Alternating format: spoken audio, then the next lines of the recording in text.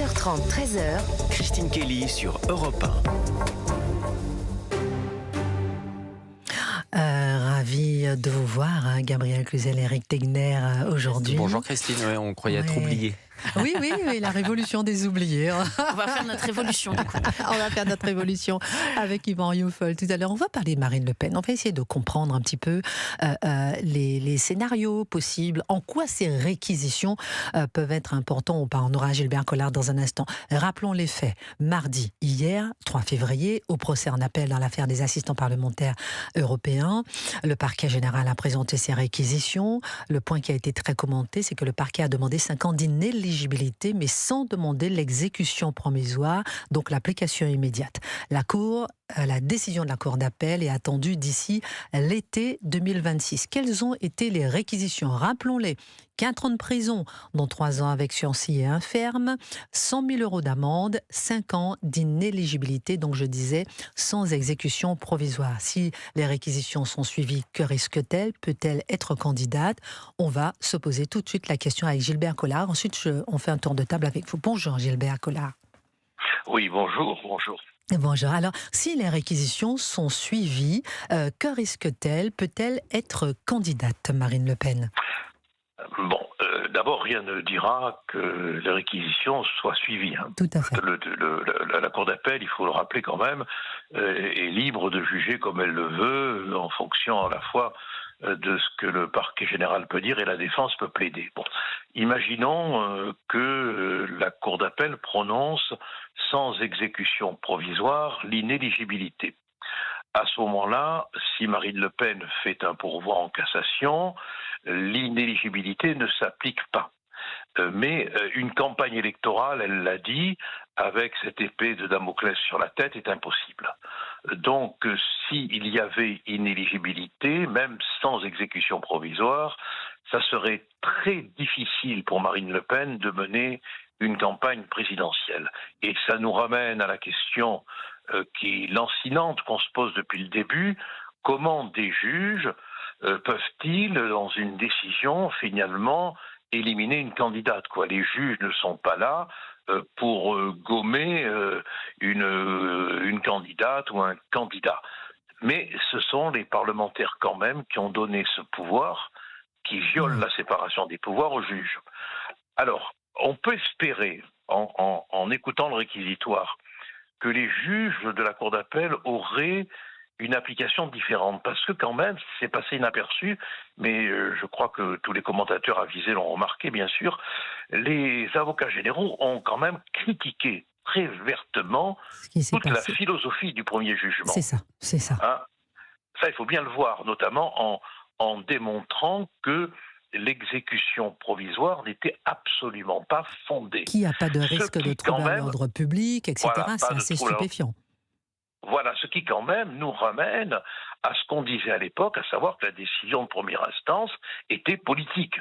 Alors les avocats généraux ont beau dire ce qu'ils veulent, mais à partir du moment où ils reconnaissent eux-mêmes que l'exécution provisoire était insensée, ce terme est de moi, pas des avocats généraux, c'est bien évident que l'interprétation faite par les premiers juges avait un caractère éminemment politique. Surtout, les avocats généraux ont dit que les premiers juges n'auraient jamais dû retenir l'idée que la manière de se défendre pouvait justifier une exécution provisoire. Question, donc il y a vraiment une critique du jugement. Décision politique, mais est-ce que, certains disent aussi, Marine Le Pen aurait bénéficié d'un 2 poids 2 mesures, d'une certaine faveur, avec justement cette audience qu'il y a eu plus tôt, avec cette non-exécution provisoire. Est-ce que là aussi, c'est pas une faveur politique pour Marine Le Pen? Vous parlez d'une faveur, regardez le dossier de Mélenchon. C'est une micheline judiciaire à côté du TGV qui a concerné Marine Le Pen. Et regardez Bayrou, relaxé parce qu'il n'y a pas d'intention, alors que tout le réquisitoire des avocats généraux a porté sur la démonstration de l'intention. Le 2 poids 2 mesures, s'il existe, il est plutôt de l'autre côté. Mélenchon pas jugé, Bayrou relaxé, Marine poursuivie. Alors, Gilbert Collard, on marque une pause. Restez avec nous. On va écouter Marie-Suzanne Lequéot, qui est procureure générale près de la Cour d'appel de Paris dans un instant, qui explique pourquoi il n'y a pas d'exécution provisoire demandée dans les réquisitions de la Cour. On entendra aussi comment elle détaille les faits reprochés, le calendrier judiciaire de cette affaire. Et Gilbert Collard, restez en ligne avec nous parce que Gabriel Cluzel, Éric Tegner ont beaucoup de questions à vous poser et les auditeurs d'Europe 1 aussi. On revient tout de suite avec cette question. Accepteriez-vous qu'un candidat condamné dirige le pays? Et oui, appelez-nous au 01 80 20 39 21 pour réagir avec Christine Kelly sur Europe 1. Europe 1. Christine Kelly et vous. La suite à 11h45 sur Europe 1 avec vos deux chroniqueurs, Gabriel Cluzel, Éric Tegner. Nous parlons de l'avenir politique de Marine Le Pen, suspendu au verdict de la Cour d'appel. Vous réagissez, chers auditeurs, c'est votre émission 01 80 20 39 21 et nous sommes aussi avec votre invité Christine, Gilbert Collard, ancien député et ancien avocat. Oui, Gilbert Collard, restez en ligne avec nous pour écouter effectivement Marie-Suzanne Lequéot lorsqu'elle explique... Pardon ? Non, c'est bon. Pardon. Ok, je croyais que j'avais mal prononcé. Elle explique pourquoi il n'y a pas d'exécution provisoire demandée dans les réquisitions de la Cour. Elle était sur France Inter. Alors nous n'avons pas demandé effectivement l'exécution provisoire de la peine d'inéligibilité. Je rappelle que c'est le tribunal, donc sur les magistrats du siège, qui avait prononcé cette exécution provisoire et nous n'avons pas été pleinement, je le dis, convaincus par la motivation du jugement. D'abord, pas de risque de point de vue de réitération de ces faits qui datent d'il y a quand même plus de 10 ans. Et d'autre part, nous avons considéré que l'ordre public n'était pas altéré si Madame Le Pen pouvait se présenter à l'élection présidentielle et surtout nous avons souhaité que le processus judiciaire se déroule donc normalement et qu'éventuellement au regard si condamnation il y a, les prévenus puissent faire un pourvoi en cassation. Restez en ligne avec nous, Gilbert Collard. Gabriel Cluzel, lorsque vous voyez effectivement, à la lumière de cette première instance, où il y a eu une exécution provisoire, de ce calendrier en appel, de ces réquisitions qu'on a entendues hier, quel est l'impact, selon vous, de ces réquisitions sur la présidentielle et dans l'inconscient collectif? Le Français qui écoute, qui suit tout ça, parce que, évidemment, ce ne sont que des réquisitions. Évidemment, c'est la Cour qui va décider. Évidemment, elle peut aller à l'encontre, à l'inverse. Mais qu'est-ce qui reste, effectivement, selon vous, de ces réquisitions dans la tête des téléspectateurs et des auditeurs qui nous écoutent? Déjà, il faut que ceux qui nous écoutent et qui regardent la télé soient de fins juristes pour comprendre. Non, mais c'est vrai, parfois on entend réquisition, les gens comprennent jugement. Hein. Il faut quand même suivre ce qui se passe pour comprendre. Tout le monde n'a pas fait de droit, ni même ou regarde l'écran en passant simplement, donc se dit finalement on n'a pas compris qu'il y avait d'abord la première instance, l'appel pour en cassation, l'exécution provisoire, tout ça, ça devient quand même assez flou. Donc ce qu'on retient et ce qui aura évidemment une influence, c'est que les gens se disent Marine Le Pen, il n'y a pas de fumée sans feu. Vous voyez, c'est un peu toujours cette affaire-là. Ou bien ça peut être contre-productif aussi. Il n'y a pas de fumée sans feu et en même temps ils peuvent se dire une revanche. Oui, mais alors je dirais qu'il y a deux catégories de population et moi je les vois. Après François Fillon, après tout ça. Il y a les gens qui s'intéressent à la politique.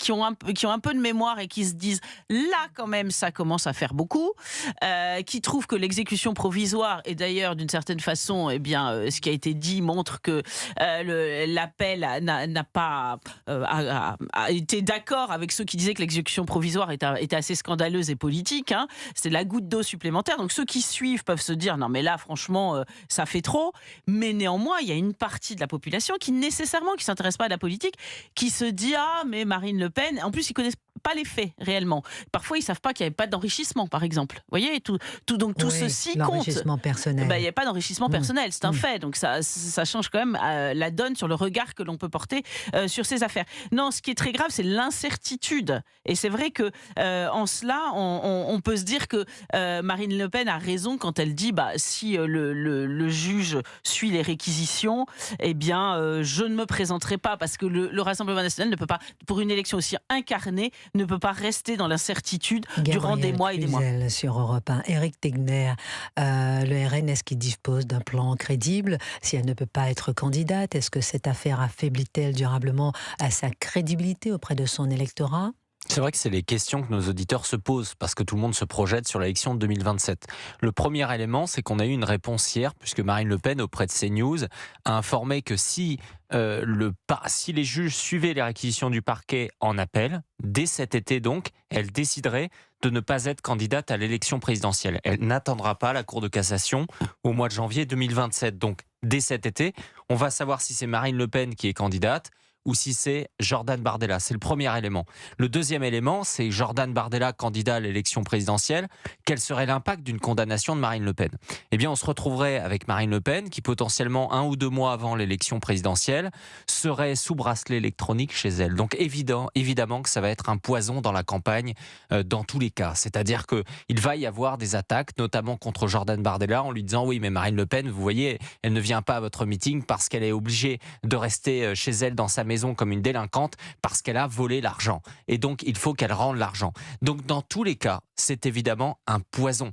Donc ça, c'est l'objectif. C'est-à-dire que peu importe ce qui va se passer, les juges, une partie de la gauche, auront été gagnants. Mais la grande nouveauté, vous savez, c'est que c'est très rare d'avoir un homme ou une femme d'État en capacité de dire « je ne suis pas jusqu'au boutiste, je me retire au moment où il faut ». Et donc ça, c'est très important parce que Jordan Bardella ne peut pas mener cette campagne s'il n'est pas certain que Marine Le Pen derrière ne prend pas sa place. Il va falloir que Jordan Bardella convainque que dans le fond, c'est lui le meilleur plan et que c'est pas Marine Le Pen et il faudra qu'il le fasse dès le mois de septembre prochain. Et Eric si Marine est condamnée. Europe 1, si Marine. Gabriel, vous aviez une question. Vous voulez pas la poser à Gilbert Collard oui, j'ai eu une discussion avec un magistrat qui me disait de toute façon, en principe, en appel, il n'y a pas d'exécution provisoire. Ce sont les juges de première instance ou de dernière instance qui peuvent, les juges de première instance, qui peuvent décider, mais en appel, il n'y a pas d'exécution provisoire, donc c'est un faux débat. Alors je ne sais pas, je voulais vous poser la question, est-ce qu'il a raison, il a tort ?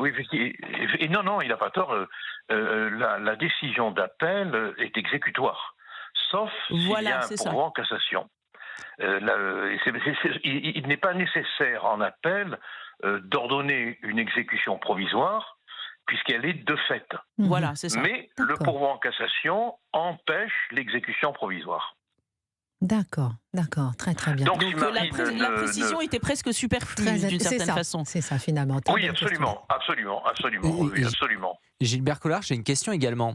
Alors, ça va paraître un peu tordu, mais en fait, finalement, Marine Le Pen, lorsqu'en première instance, elle a été condamnée pour une exécution provisoire, là-dessus, forcément, les avocats de Marine Le Pen ont eu peur et donc ont demandé une accélération du calendrier de telle sorte que finalement, la Cour de cassation se prononcera dès janvier 2027. Est-ce que finalement, ça ne s'est pas retourné contre elle dans le cas où, en appel, effectivement, elle est condamnée, qu'il y a un pourvoi en cassation? Parce que si la Cour de cassation s'était prononcée, disons, au mois de juillet 2027, dans ce cas-là, elle aurait peut-être pu être candidate. Qu'est-ce que vous en pensez ? Eric Tegner. L'analyse est très juste. Ce qui fait qu'elle est piégée, c'est la rapidité avec laquelle la Cour de cassation sera amenée à rendre sa décision. Parce que c'est montré comme un cadeau, c'est-à-dire que les gens donnent l'impression que c'est une façon de la favoriser, en fait. Oui, alors que c'est pas du tout un cadeau.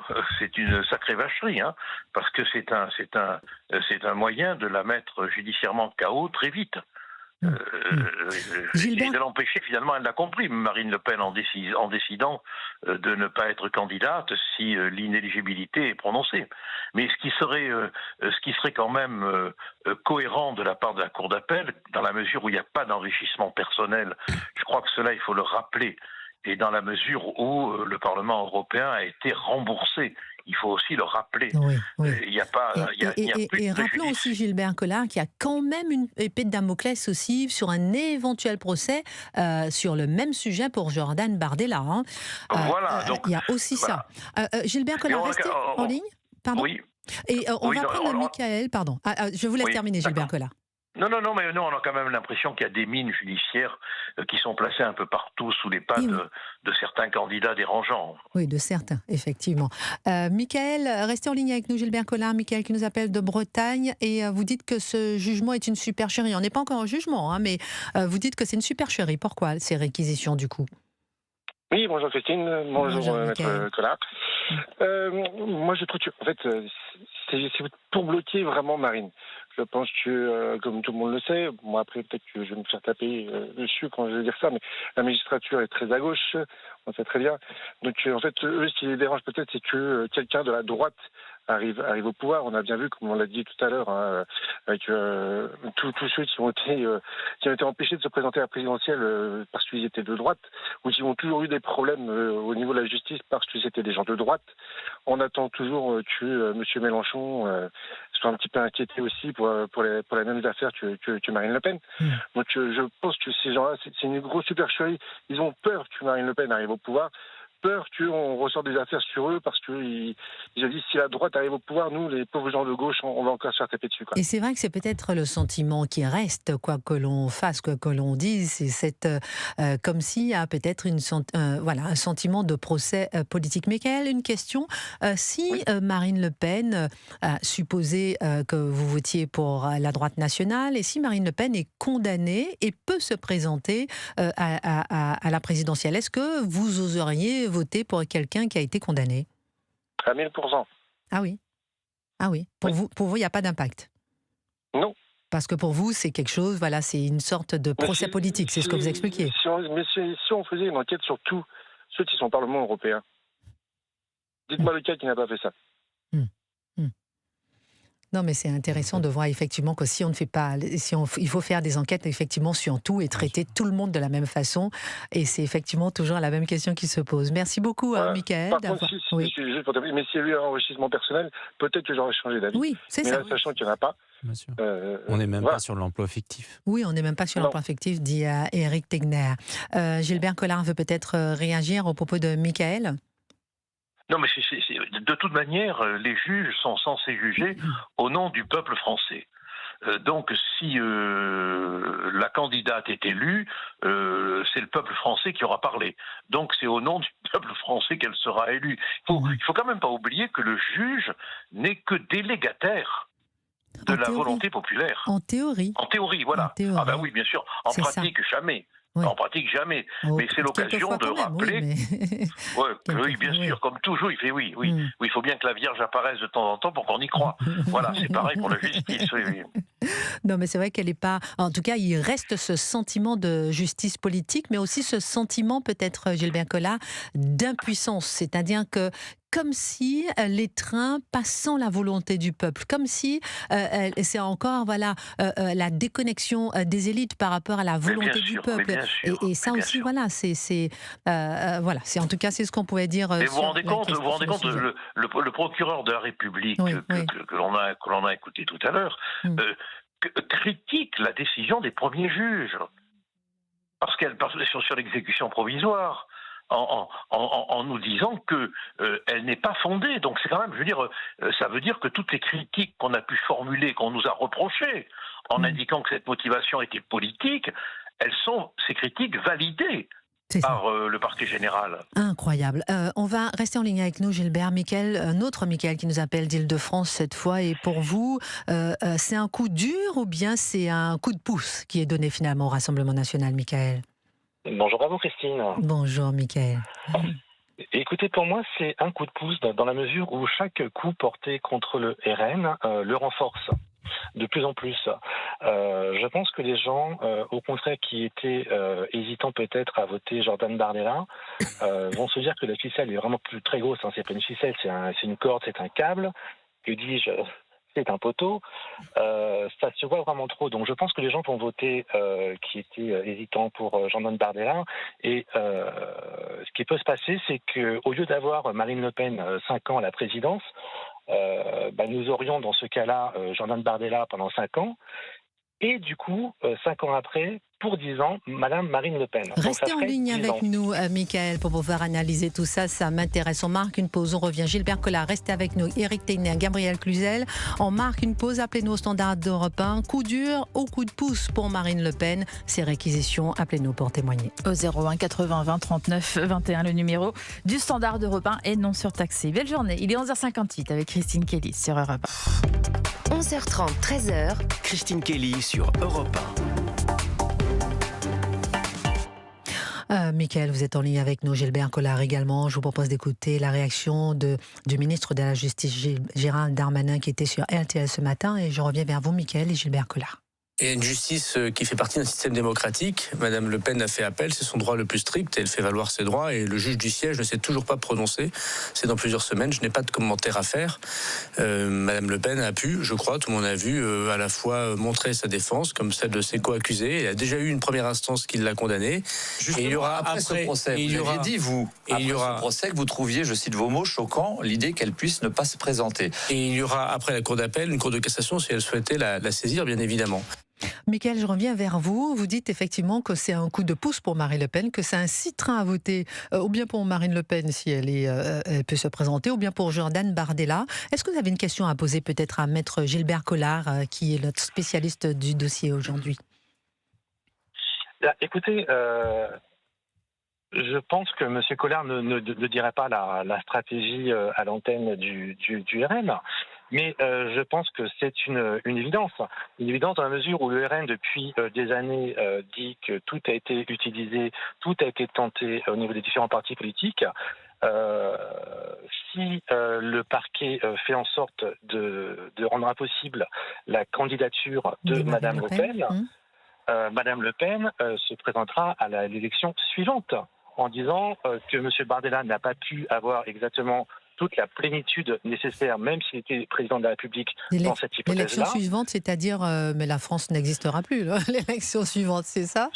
Avec monsieur, non, je dis que monsieur Bardella, si celui-ci est élu président, à la place de madame Le Pen, il y aura 5 ans avec monsieur Jordan Bardella, pour que par la suite, madame Le Pen, candidate, et éventuellement, soit au pouvoir le RN 10 ans, et non 5 ans, puisque si 5 ans, Mme Le Pen avait été candidate et qu'elle n'aurait pas rempli ses engagements, les Français auraient pu dire au bout de 5 ans, nous arrêtons, stop, ça ne convient pas toujours avec Mme Le Pen. Alors que là, on lui donne une carte, on lui donne un joker en disant, c'est pas grave, le RN, au lieu d'avoir 5 ans, ça sera 10 ans.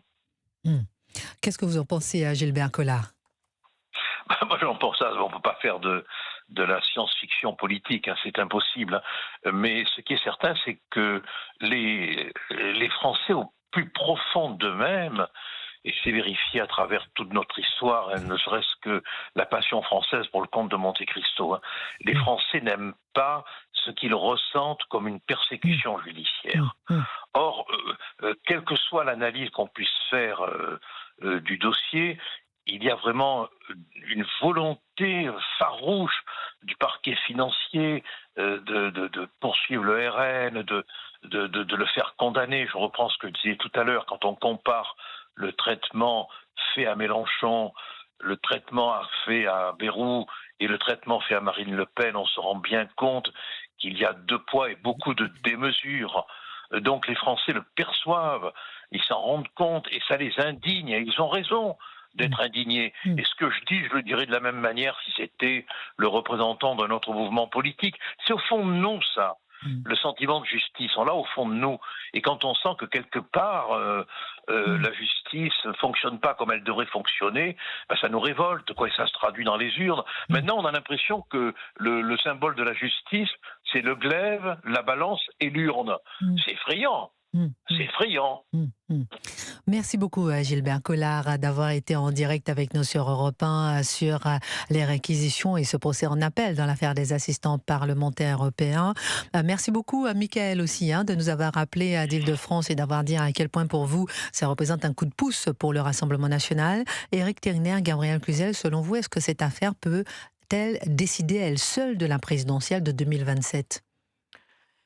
Moi, ce qui me frappe, je ne sais pas, je peux pas faire de prédiction, j'ai pas de talent divinatoire, mais néanmoins, je pense qu'il y a ce sentiment très fort qui étreint beaucoup de Français actuellement de glissement de notre pays vers une démocrature. Vous voyez, c'est pas une dictature, mais c'est une apparence de démocratie avec un déni de l'état de droit. Et c'est vrai que ce jugement va rajouter sur la pile. Alors certains, je l'ai dit, ceux qui s'occupent pas beaucoup de politique vont peut-être se dire elle est condamnée. Oh là là, c'est très mal. Mais pour ceux qui s'intéressent un peu au sujet, par exemple, l'exécution provisoire, moi je crois que c'était le petit coup de trop, là. C'est ce qui a montré que la décision, le caractère politique de la décision judiciaire. Et pareil, évidemment, Gilbert Collard a infiniment raison quand il dit quid de Mélenchon, si vous voulez, c'est un peu bizarre. On a deux putatifs candidats potentiels à l'élection présidentielle. Il y en a un qu'on va juger à toute berzingue et l'autre que l'on laisse en l'état, pardon, mais il y a quand même un sujet avec ces deux affaires traitées de façon si différente. Donc, vous avez raison de le dire, Christine, votre question était juste. Est-ce que ça va plus peser en faveur du Rassemblement national ou en sa défaveur? C'est difficile à dire. On suivra. Dernier mot là-dessus aussi, Éric Tegner. De toute façon, 2027 va être pris en étau par deux choses. Cette condamnation potentielle de Marine Le Pen, ou en tout cas ce procès, et la question internationale. Donc évidemment, ces deux éléments vont donner l'impression, je le pense dans tous les cas, aux Français qu'à nouveau, ils n'ont pas l'occasion véritablement de parler des vrais sujets qui les concernent. Et moi, c'est ce que je trouve absolument traumatisant, parce qu'on l'a déjà vécu en 2022, on l'a vécu en 2017, et aujourd'hui, on se fait imposer finalement des hausses d'impôts, on se fait imposer certaines restrictions pour essayer de rembourser une dette, une charge de la dette qui va quand même toucher les 100 milliards par an d'ici 2030 pour des décisions sur lesquelles nous n'avons jamais finalement tranché. Éric Tegner sur Europe 1. Merci beaucoup. Yvan Rieufol nous a rejoint dans le studio d'Europe 1 pour son livre qui sort aujourd'hui chez Fayard, La Révolution des oubliés. Avant de marquer une pause, Yvan Rieufol, lorsque vous voyez effectivement ce procès en appel et ces réquisitions qui sont tombées hier à propos de Marine Le Pen, est-ce que pour vous c'est un coup de pouce ou un coup dur pour Marine Le Pen ? C'est en tout cas un coup dur pour la démocratie, parce que cette révolution des oubliés est une révolution qui est portée par tout ce peuple qui n'a pas la parole et à qui l'on refuse la parole, et singulièrement la parole démocratique. Si effectivement Marine Le Pen est écartée du processus électoral par une décision de justice, cela alimentera encore davantage cette grande frustration populaire qui réclame que l'on démocratise la démocratie et que la démocratie ne soit pas confisquée, singulièrement par une autorité judiciaire qui s'immiscerait à nouveau dans un processus électoral après celui de Fillon. Et donc, ce serait pour moi un détonateur supplémentaire, mais un détonateur qui n'irait pas, en tout cas, en faveur de ce système, parce que ce serait vraiment, dans ce cas-là, la justice viendrait corroborer cette pensée unique du système qui veut que Marine Le Pen, quoi qu'il arrive, ne puisse pas se présenter.